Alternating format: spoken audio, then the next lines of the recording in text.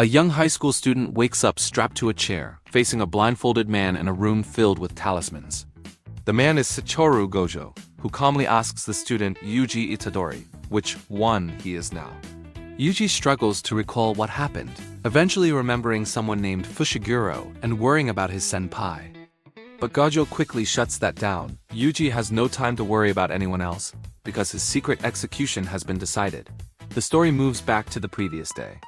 Yuji calls Sugizawa Hospital to check on his grandfather, but the old man irritably tells him to go attend his club instead of hovering over him. Meanwhile, late that same night, a Jujutsu tech student named Megumi Fushiguro arrives at Sugizawa High School. He is searching for a dangerous cursed object. After failing to locate it, he phones Gojo, only to be told he cannot return until the object is recovered. At school, Yuji is in the occult research club with Sasaki and Iguchi when the student council president storms in. He threatens to shut down the club due to inactivity. The club tries to defend itself by explaining their theory that supernatural forces caused the rugby team's recent illness. But the president bluntly dismisses this. The players were simply bitten by ticks.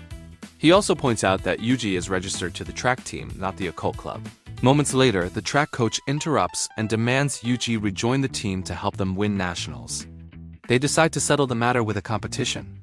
Out on the field, Megumi, disguised among the students, watches Yuji casually throw a shot put like a baseball, effortlessly breaking world record distances.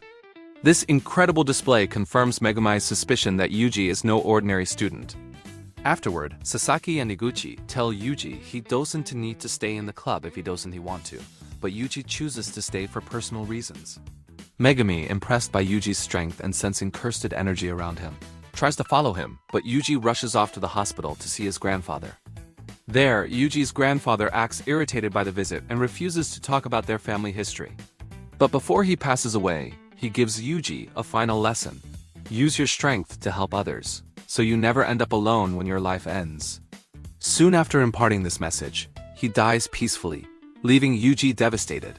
As Yuji finishes the hospital paperwork, Megumi finally approaches him. He introduces himself and asks Yuji to hand over the cursed object the occult club had found. To explain, he reveals the truth behind curses. They are born from accumulated negative human emotions, and the object Yuji found is dangerous because the sealing talisman around it is weakening. Yuji hands over the box, but Megumi discovers it is empty. The finger has already been taken by the occult club members, who plan to unseal it that night at school. Horrified, Megumi explains that Yuji's friends are in serious danger. Inside the darkened school, Sasaki and Iguchi remove the talisman, revealing a shriveled finger. Instantly, the lights go out and curses begin to manifest around them. Megumi rushes inside and summons his divine dogs to fend off the monsters, while Yuji hesitates outside, realizing for the first time that he is truly afraid. Remembering his grandfather's words, he forces himself to act. Yuji smashes through a fourth-floor window to rescue his friends. As Megumi's Shikigami finish off the curse, Megumi acknowledges Yuji's courage. Yuji explains that his grandfather died peacefully, but what nearly happened to Sasaki and Iguchi would have been a senseless, terrifying death, something he refused to allow. Just as Megumi reaches for the cursed object, a huge curse crashes down from above and attacks him. Despite summoning Mew, Megumi is overpowered and thrown outside, leaving him severely injured and his divine dogs dispelled. The curse then turns its attention to Yuji. Yuji fights with all his physical ability, but without cursed energy he cannot defeat it. The cursed finger nearly slips into the monster's mouth, but Yuji catches it and makes a desperate decision. To gain cursed energy and save everyone, Yuji eats the finger. In an instant, Ryomen Sukuna, the legendary demon, reincarnates inside Yuji's body. With terrifying ease, Sukuna annihilates the curse. But before he can act on his urge to slaughter humans, Yuji does the impossible. He forces Sukuna down and regains control of his body. Megumi, horrified by what has just happened, prepares himself.